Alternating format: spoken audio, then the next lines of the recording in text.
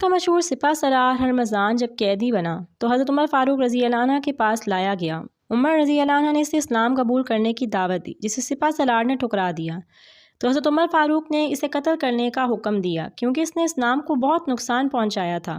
جب اس کے قتل کی مکمل تیاری ہو گئی تو اس نے عمر فاروق رضی اللہ عنہ کی طرف دیکھ کر کہا، میں پیاس سے نڈھال ہو گیا ہوں، کیا آپ مجھے خود قتل کرنے سے پہلے پانی پینے دے سکتے ہیں؟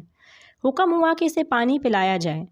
ہرمزان نے جب پانی کا پیالہ ہاتھ میں لیا تو عمر فاروق رضی اللہ عنہ سے کہنے لگا، اس پانی کے پینے تک آپ مجھے قتل نہیں کریں گے۔ عمر فاروق رضی اللہ عنہ نے فرمایا، جب تک تم پانی نہیں پیو گے تمہیں قتل نہیں کیا جائے گا۔ ہرمزان نے پانی کو فوراً گرا کر ضائع کر دیا اور کہا کہ امیر المومنین، دیکھیے آپ نے وعدہ کیا ہے اور اسے پورا کیجیے۔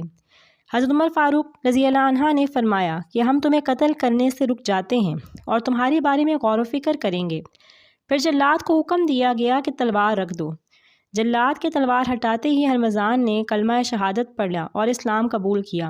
حضرت عمر فاروق رضی اللہ عنہ نے فرمایا کہ تم نے اسلام قبول کیا، اچھی بات ہے، مگر تم یہ بتاؤ کہ جب ہم نے تم سے کہا تھا کہ اسلام قبول کر لو تو تم نے اس وقت کیوں قبول نہیں کیا؟